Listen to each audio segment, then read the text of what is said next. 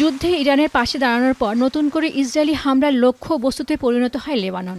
দুই পক্ষের পাল্টাপাল্টি হামলায় প্রাণ হারায় ২,০০০-এর বেশি মানুষ, বাস্তুচ্যুত ১২ লাখের বেশি বাসিন্দা। এমন অবস্থায় এগিয়ে আসে যুক্তরাষ্ট্র।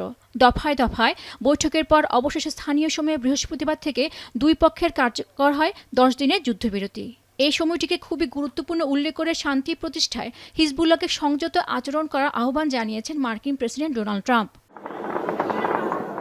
তবে যুদ্ধবিরতি কার্যকরের ১ ঘণ্টার মধ্যে তা লঙ্ঘনের অভিযোগ তুলেছে লেবাননের সেনাবাহিনী। দেশটির বেশ কিছু গ্রাম লক্ষ্য করে হামলা চালিয়েছে ইসরায়েল। দক্ষিণাঞ্চলের বাসিন্দাদের সতর্ক অবস্থানে থাকার নির্দেশ দিয়েছে স্থানীয় কর্তৃপক্ষ।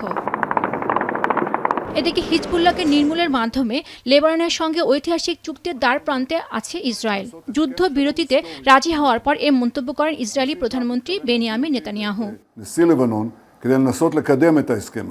এদিকে প্রথম দফার বৈঠকে কোনো ফলাফল না আসলেও দ্বিতীয় দফার বৈঠক নিয়ে আশাবাদী সবাই। মার্কিন প্রেসিডেন্ট জানান, ইরানের সঙ্গে চুক্তির খুবই কাছাকাছি আছে যুক্তরাষ্ট্র। পারমাণবিক অস্ত্র পরিত্যাগ, সমৃদ্ধ ইউরেনিয়াম হস্তান্তর সহ প্রায় সব বিষয়েই তেহরান রাজি বলেও দাবি করেন ট্রাম্প।